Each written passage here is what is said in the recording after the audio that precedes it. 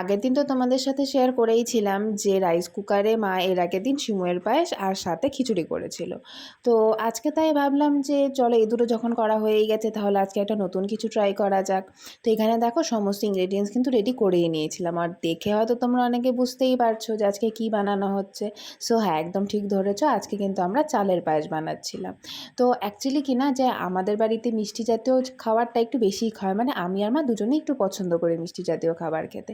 তো ভাবলাম এর আগের দিন যেহেতু দু রকমের জিনিস ট্রাই করা হয়েছে, তাহলে আজকে একটু চালের পায়েস ট্রাই করা যাক। তো এখানে দেখো প্রথমেই আমরা রাইস কুকারটা অন করে নিয়ে এখানে কিন্তু দুধটা ঢেলে দিলাম। তো একটু আমরা ঢেকে দিয়েছিলাম প্রথমে যাতে দুধটা ফুটে যায়। তো তারপরে ঢাকনাটা খুলে এখানে আমরা যে বেসিক ইনগ্রেডিয়েন্টস যেমন তেজপাতা আর এলাচটা দিয়ে দিলাম।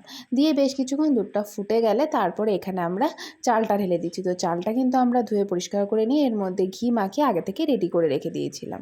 তো সেটাই আমরা দিয়ে দিলাম। তো দেখো তোমাদের সাথে চালের পায়েস সেরকমভাবে শেয়ার করার মতো কিছুই নেই, কারণ এটা খুবই মানে ইজি রেসিপি আর তোমরা মোটামুটি সবাই জানো।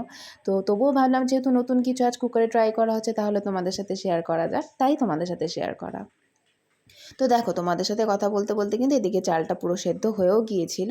তো তারপরে এখানে আমরা বাতাসা দিয়ে দিচ্ছি। তো আমরা লাল বাতাসাটাই দিয়েছি, সাদা বাতাসাটা আমরা খুব একটা মানে প্রেফার করি না পায়েসে, তার কারণ একটু লাল লাল কালার হলে আমার বেশ ভালো লাগে, তার জন্যই মা এখানে লাল বাতাসা ব্যবহার করেছে। তো বাতাসাটা দিয়ে আমরা কিছুক্ষণ এটা ঢেকে রেখে দিয়েছিলাম। তো এখানে দেখো চালটাও সেদ্ধ হয়ে গিয়েছিল আর বাতাসাটাও পুরোপুরি মেল্ট হয়ে গেছে, আর মোটামুটি কিন্তু পায়েসটাও এখানে রেডি। তো এরপরে আমরা এখানে কিছুটা কাজু কিশমিশ রেডি করে রেখেছি, তো সেটাও আমরা এখানে দিয়ে দেব। তো আচ্ছা তোমরা বলো তো, তোমরা কী ধরনের খাবার খেতে বেশি পছন্দ করো, মানে মিষ্টি জাতীয় খাবার নাকি ঝাল? যদিও আমরা ঝাল প্রিয় মানুষ, মানে আমি আর মা দুজনেই ঝালটাই খেতে পছন্দ করি, কিন্তু মাঝে মধ্যে একটু মিষ্টি জাতীয় খাবার হলে কিন্তু মন্দ হয় না। তো তার জন্য মিষ্টি জাতীয় খাবার আমাদের বাড়িতে মোটামুটি সবসময়ই থাকে, সে মিষ্টি হোক, পায়েস হোক কিংবা চকলেট হোক। আর চকলেটটা তো সবসময়কার সাথে, কারণ আমি চকলেট খেতে ভীষণই পছন্দ করি। তো এদিকে দেখো তোমাদের সাথে কথা বলতে বলতে কিন্তু পায়েসটা পুরো রেডি হয়ে গিয়েছে, আমরা পরে একটু ফুটিয়ে নিয়েছি, বাস এখানে পায়েস পুরো রেডি। আর খেতেও বেশ দারুণ হয়েছিল। তোমাদের ভিডিওটা কেমন লাগলো অবশ্যই কমেন্টে জানিও।